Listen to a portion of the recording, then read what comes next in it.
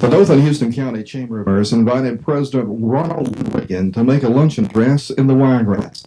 While this was not the first invitation to a U.S. president to visit Dothan, it was the first time the invitation was accepted. Confirmation of the president's visit saw welcome signs spring up like mushrooms along the proposed motorcade route. Businesses, both large and small, helped to roll out the red carpet with "Welcome, Mr. President" signs of every size and of every description. The welcome for Reagan had nothing to do with the speech on tax reform, for as one Dothan resident put it, the people will be out to see him no matter what he will be speaking about. Wiregrass citizens all along the motorcade route got a glimpse of Air Force One as it made its final approach to the Dothan airport. And as the president's aircraft began to set down on the tarmac at Napier Field, the local and national press got the first pictures of this historic Air Force craft that has carried U.S. presidents around the world to every continent.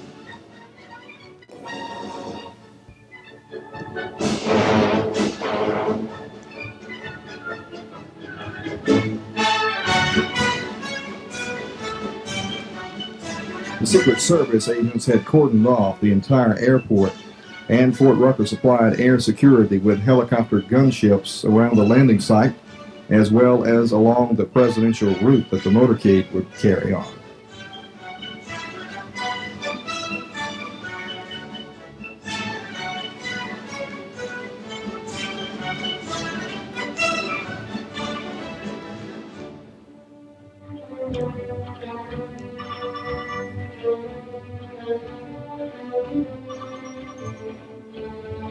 Not only were local press on hand at the landing site at Napier Field, but national news media had come in from Washington and New York, and from all across the United States as well as the free world.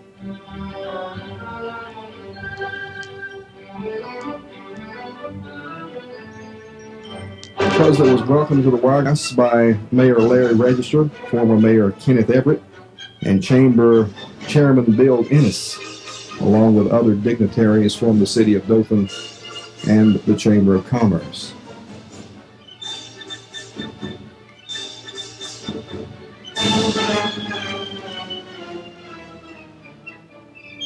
Second Congressional Representative Bill Dickinson and Alabama's senior senator Howell Heflin, along with Jeremiah Denton, accompanied the president on Air Force One on his trip to Dothan.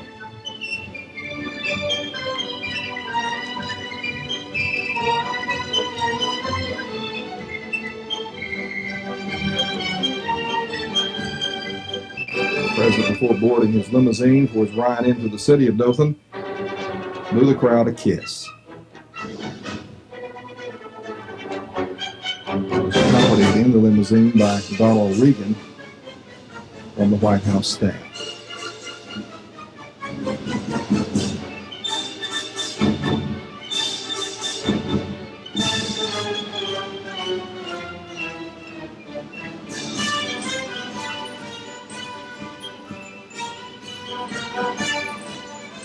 Crowds lined the way and greeted the president all the way from the Napier Field Airport to the Civic Center in Dothan.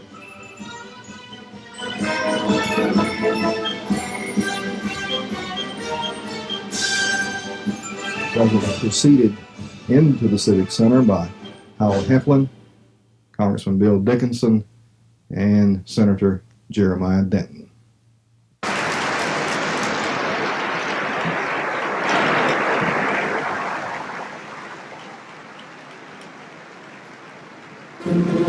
Ladies and gentlemen, the President of the United States.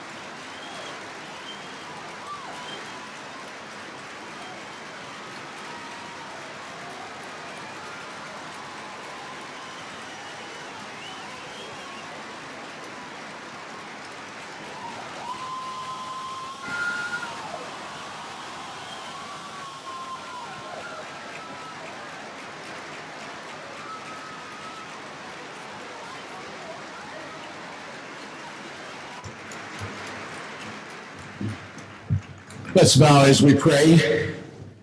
We need thee, our Father. We need thy strength, thy guidance, thy wisdom.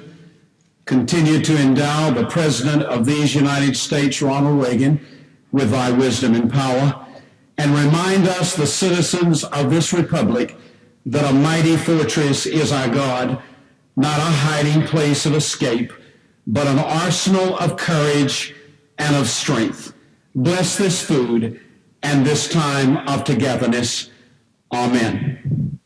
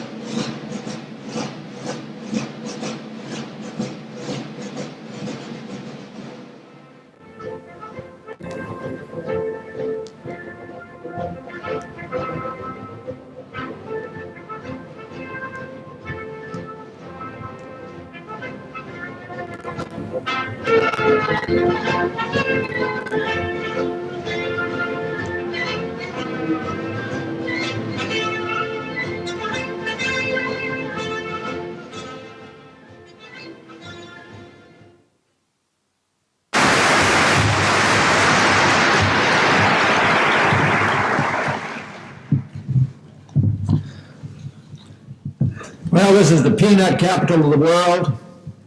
This is the wiregrass region. But most of all today, this is Reagan country. On two previous occasions, Mr. President, part of our great state, the people here have shown just how much they love Ronald Reagan. And you can see with your own eyes and hear with your own ears how true that still is today. All Alabamians know that Ronald Reagan is a great president to present to you of the United States.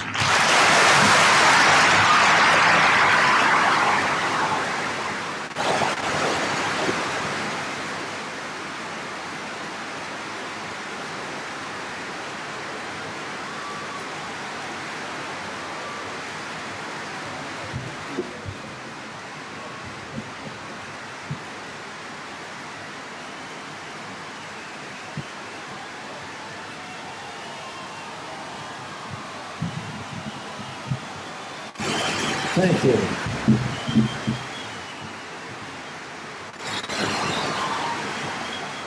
Thank you all very much. Thank you.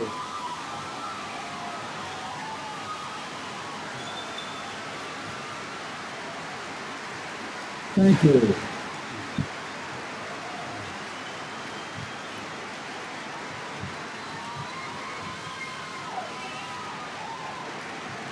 Thank you.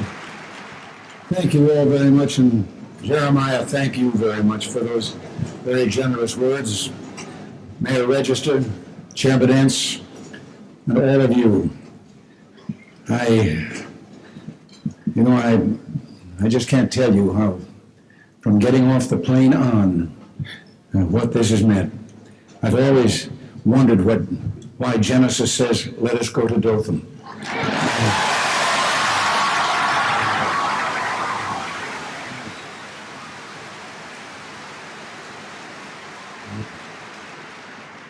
With such a welcome, I'm getting the idea. And permit me to thank all those who helped to prepare these lunches. If there's one thing better than Southern hospitality, it's Southern cooking. I see you agree. You're going to have to forgive me, though, but all that fried chicken put me in mind of a story. Lots of things put me in mind of a story at every opportunity. Now, I've told this one, maybe you've heard me tell this one before, but if so, just forgive me. Remember, when you pass 40, the tendency grows to tell stories over and over again. This happens to be about a fellow that was driving down the highway and happened to glance out and noticed that running alongside of him, keeping pace with the automobile, was a chicken. And he couldn't believe it. So he stepped it up a little bit, and the chicken stepped it up a little bit. Finally, he pushed the gas down, and then the chicken just stretched out his neck and left him behind, crossed the road, and went down the lane. He slammed on the brakes, turned, and went down that lane. His curiosity had to be answered, and he pulled up in a barnyard, and there was a farmer standing there, and he said, "Did you see a chicken go by here?" And the farmer says, "Yeah, it's one of mine." Well, he said, "Am I crazy, or it seemed to me that chicken had 3 legs." He says, "Yep, I breed them and raise them that way." "Well, why?" Well, he said, "More like the drumstick, and I like the drumstick, and then along come Junior, and he liked the drumstick, and we got tired of fighting over it. So I raised him with 3 legs." And the fella, for want of something to say, said, "Well, how did it taste?" He says, "We don't know. We haven't been able to catch one yet."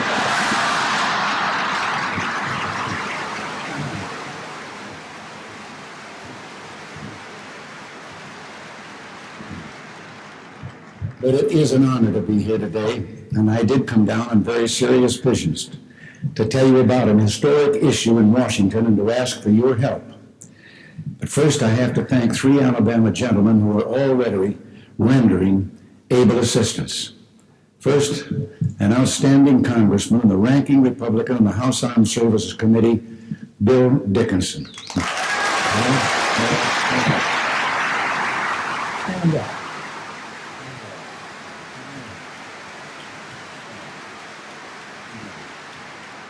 No member of the House has done more in rebuilding our nation's defenses than you have, Bill. And I have asked you to stand up, and I think they've all shown you their appreciation. Next, there's a fine member of the United States Senate, a young fellow named Howell Heflin. Now, I know that Howell's a Democrat, and I want to thank you for showing that on issues like tax reform and defense, there's no such thing as good politicians, just good Americans. How will you stand up?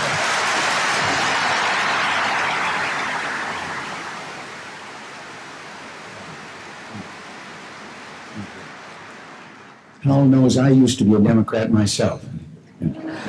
Well, then there is someone who's already been up here, Senator Jeremiah Denton. Jeremiah and I have shared many a platform, and I just have to tell you, it always does something to stand here with a hero. Nancy and I were back in Sacramento the day a plane brought you back from those nearly 8 years of torture in a North Vietnam prison camp. And like millions of Americans, we watched that homecoming, that moment on television. And we'll never forget, as many Americans won't, you walking to that microphone and then saying those 3 simple words that said it all. God bless America.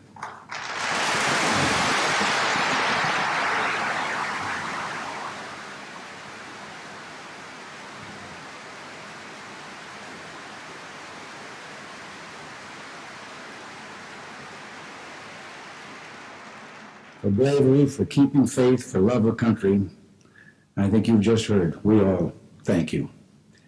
Now that you're in the Senate, I want all the good people here in Dothan to know that courage and patriotism continue to distinguish all that you do.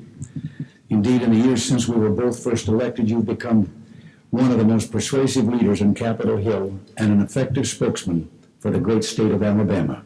You've led the way in rebuilding America's defenses, spoken out for godliness and decency in our national life, and stood up again and again for freedom around the world.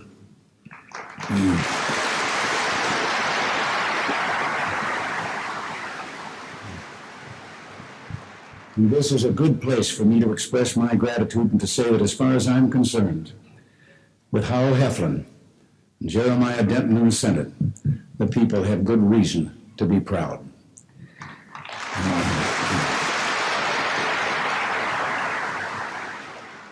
My friends, I told you that we had important business to discuss, but permit just one more digression. Something I have to tell you because I came from part of the heartland of America myself. I want you all to know what a pleasure it is, and it was, to board Air Force One, watch Washington slip away into the distance, and then head south over the Great Smokies of North Carolina and Tennessee, over the red clay of Georgia, south to come at last to the wiregrass country of Alabama and the good city of Dothan.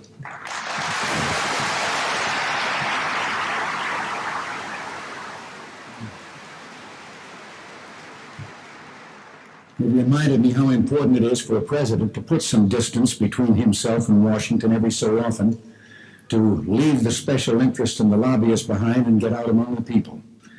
I guess what I'm trying to say is that Dothan has given me a gift today, the gift of returning to the real America, and for that, I thank you.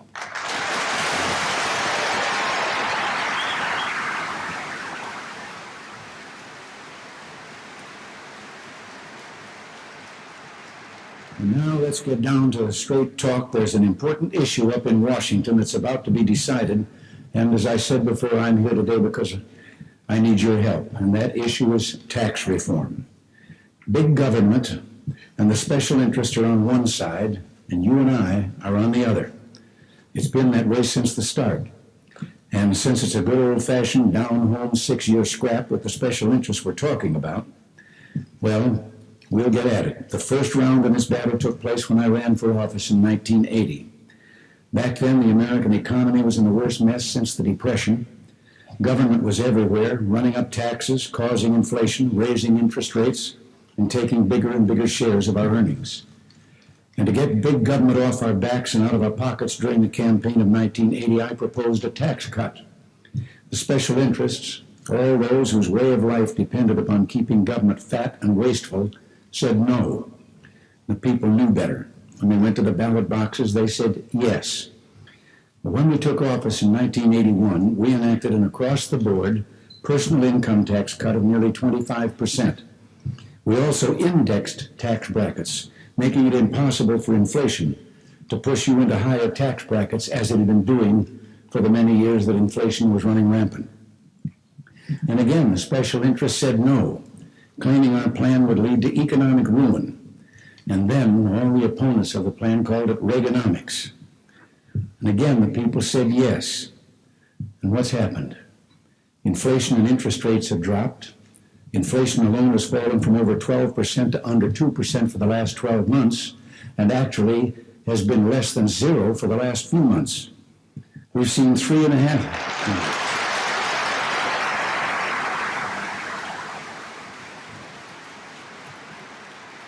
We've seen 3.5 years of economic growth and the creation of more than 10 million new jobs.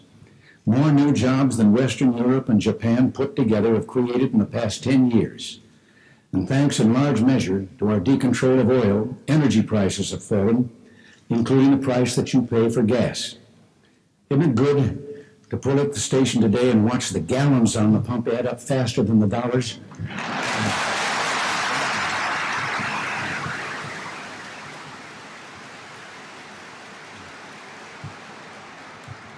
Because after all these things happened, they stopped calling it Reaganomics. I'm aware of that. You know, I have to interject something here. I come honestly by my feeling about taxes. As governor of California, I inherited a situation with a great deficit and some problems, and we had to turn to taxes because under the Constitution there, you can't come to the end of the fiscal year with a deficit. Such should happen to the federal government. But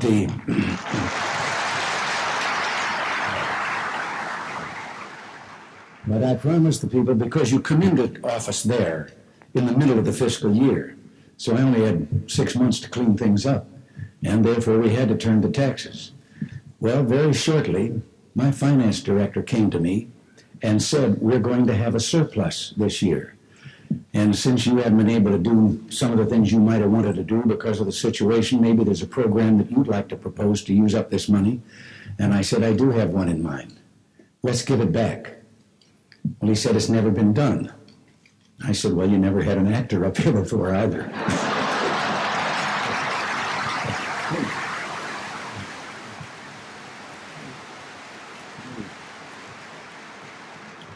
Well, we gave it back, but I just wanted to tell you I'm prepared also for the kind of opposition we're getting to this tax reform now, because a very prominent member of the government came in to see me. He stalked into my office, and he declared giving that money back is an unnecessary expenditure of public funds. Well, I think we ought to all try to remember where government's money comes from in the first place.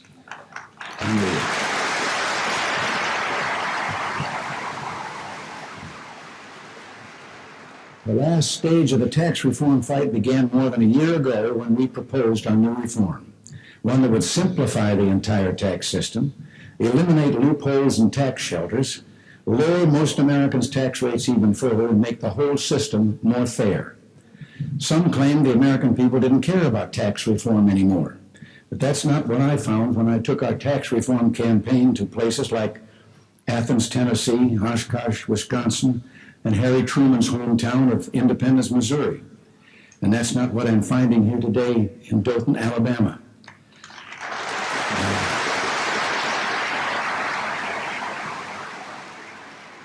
My proposal went first to the House. The special interests tried to kill it. And when they couldn't do that, they tried to wound it. And when they couldn't do that, they said it was bad for the country. But in the end, their fancy briefing papers and expense account lunches were no match for the will of the people. The House, under the leadership of Dan Rostenkowski, passed a version of our proposal. Not completely to our liking, but nevertheless one that kept tax reform moving. Special interest 0, America 1. Next, tax reform went to the Senate. And again, the special interests fought it. And they did a pretty good job. And I have to admit there were moments when even I had to wonder. But a bipartisan coalition of senators that included President Company and a Finance Committee Chairman Packwood and Senators Long and Chafee and Danforth and Wallop and Moynihan and Bradley had the courage to lead a return to true reform. And led by Majority Leader Bob Dole, the Senate passed tax reform by the historic margin of 97-3. Soon after, a headline in the Washington Post read, "The impossible became inevitable. Special interest 0, America 2.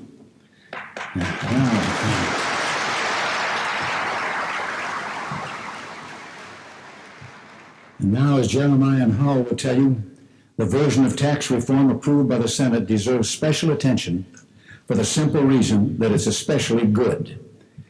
Not good for Washington lobbyists or special interests, but good for you. Listen for a moment to a few of the facts. The tax reform bill the Senate approved would eliminate the complicated system of 14 tax brackets and replace it with just 2 at 15 and 27%.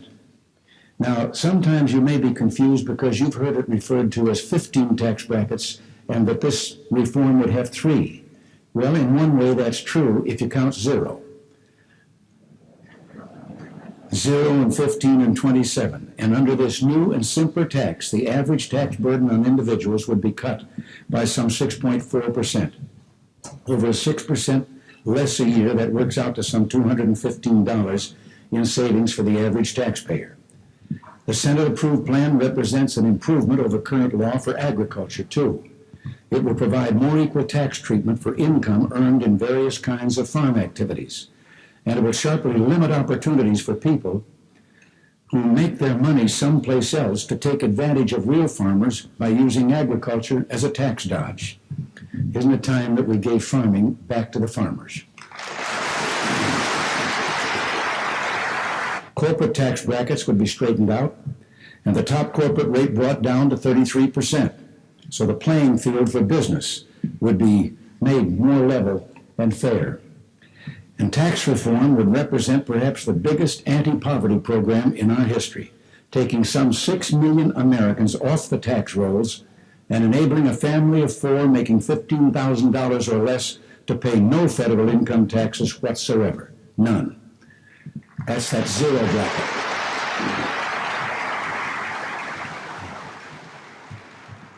Now, as I've told you, when the special interests up in Washington hear all this good news, they say no.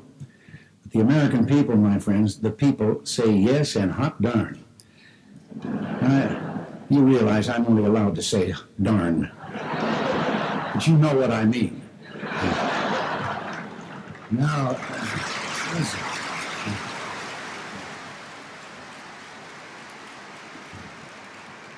Now, there's just one more round left in the fight. Just one more chance for the special interest to score before we make it an even 3-0 and declare America the winner. That chance will be in the conference committee, where members of the House and Senate must meet to iron out the differences between the bills that each chamber has passed.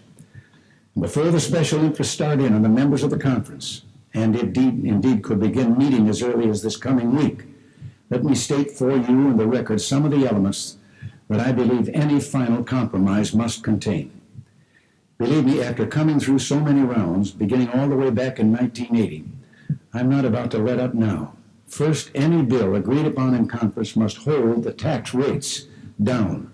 There's no doubt about it. Lowering rates for both individuals and corporations represents the most important aspect of tax reform.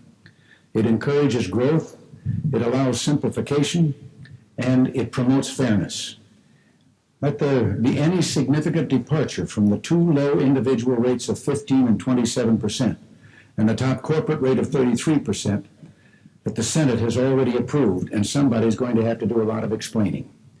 Next, I urge the conference to retain provisions that would remove those 6 million lower income Americans from the federal tax rolls, income tax rolls altogether. There's no reason to force the working poor, people who are already struggling, to turn over a share of their earnings to the government.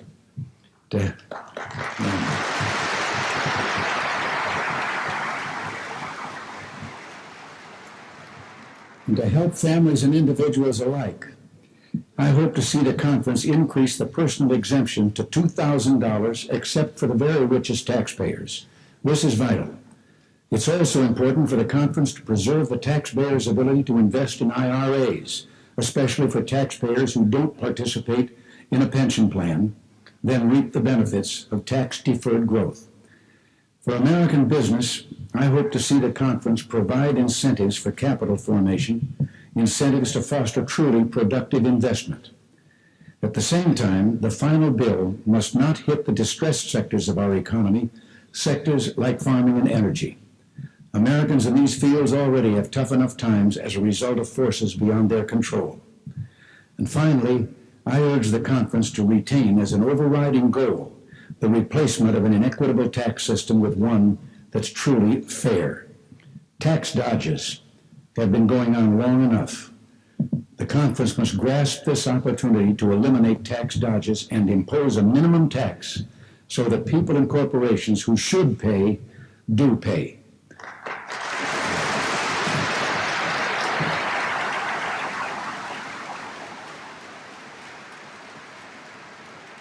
And what it comes down to in unvarnished language is this. Any bill I sign is going to have to promote strong economic growth with more jobs and incentives for all, promote productivity, investment, and international competitiveness in American business, and help the middle class, giving those people who get up and go to work in the morning and who support their churches and charities in the community and make this system work, give them a tax cut by making those who have found ways to avoid most or all of their taxes now pay their fair share.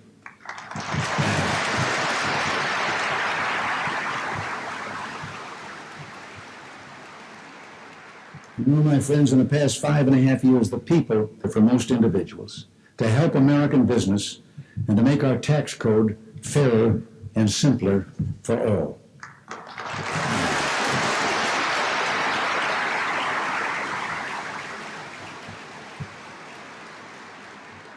We have the opportunity, in other words, to reassert for ourselves, our children, and our grandchildren what is perhaps the fundamental principle of American life, that here government is the servant, not the master.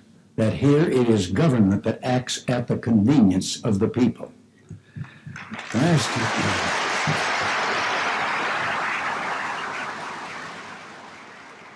Last weekend, the 4th of July, meant a great deal to me, and I know to all of us. For love of liberty, I said in New York Harbor, our forebears fought a war for independence. For love of liberty, those who came before us tamed a vast wilderness. For love of liberty, Americans championed and still champion the cause of human freedom in far-off lands. Tax reform may at first seem less dramatic, less inspiring than the battle for independence or the settling of our continent. But in truth, it belongs on the same plane as those great efforts, for it involves nothing less than the reassertion of the will of the people. The reassertion, as I've said, of the people's interest against the special interests.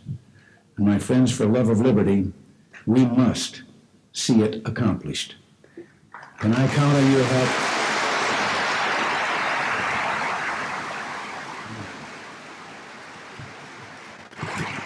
Now, I just mentioned simplifying the tax code a couple of times, but I can't quit without just giving you a little example. We all know when we sit down there before April 15th what we're up against. Lately, I've had to have somebody else make out my tax bill, and you know something? Even after it's made out, I can't understand it.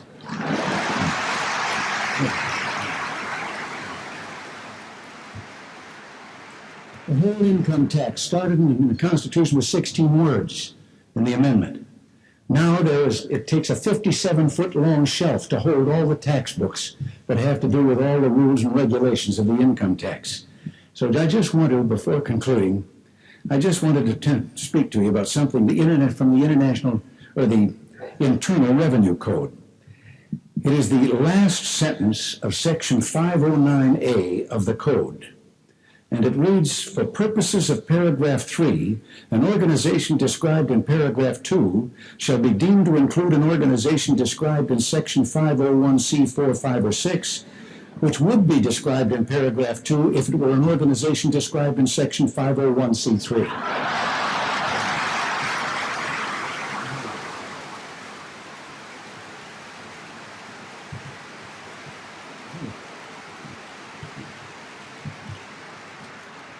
And that's just one sentence out of those 57 feet of books. Well, it's time for me to head back to Washington and get to work. But before we leave, I want to show you something that Jeremiah gave me the last time that I visited your good state.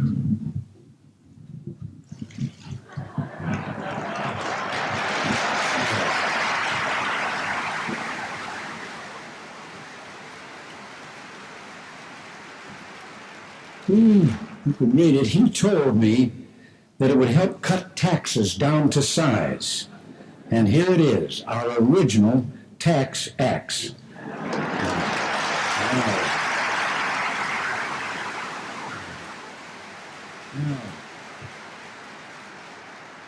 I've been sharpening this thing. Now let's get back to Washington and put it to use. Thank you, and God bless you all.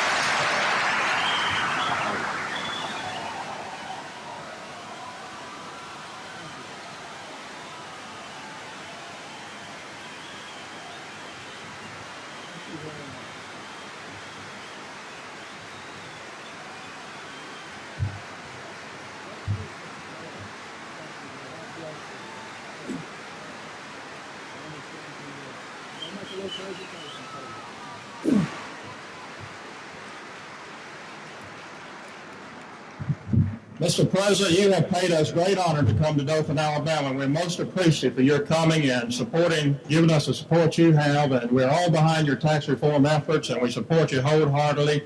And we also appreciate that you read the Bible, and you saw where Genesis 37:17 said, for I heard them say, let us go to Dothan, and we're glad that you did that.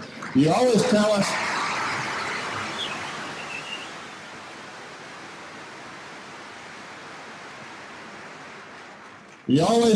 may God bless you. We say to you, may God bless you, Mr. President. We love you very much.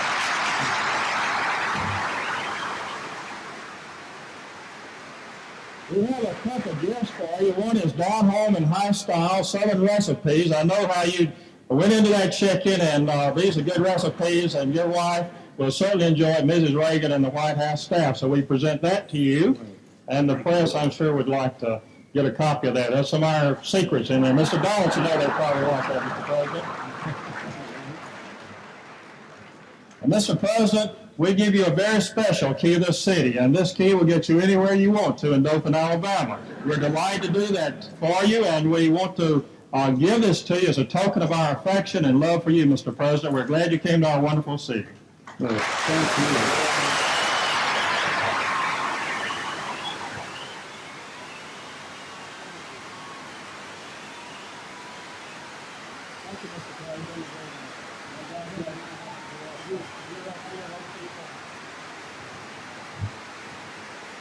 you.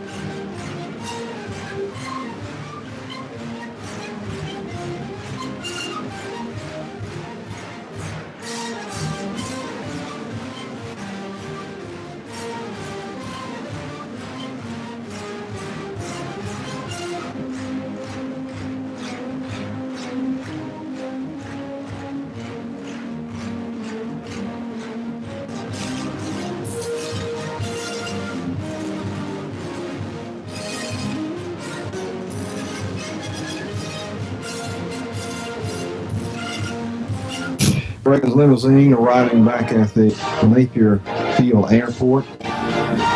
Serves Dothan, Alabama, and Houston County and all of the wiregrass. He's standing next to Air Force One from Fort Worth, Alabama, the helicopter flying team from the Army Aviation Center. Reagan takes it before he departs to congratulate the commander and indeed all of the pilots associated with his award-winning international aviation flying team, and to pause for pictures with photographers and to receive a complimentary t-shirt from the Aviation Center.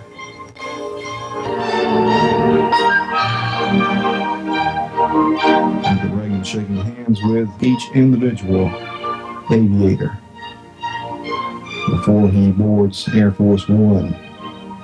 Now shaking hands with Congressman Dickinson. The President will give us a wave before he departs Southeast Alabama.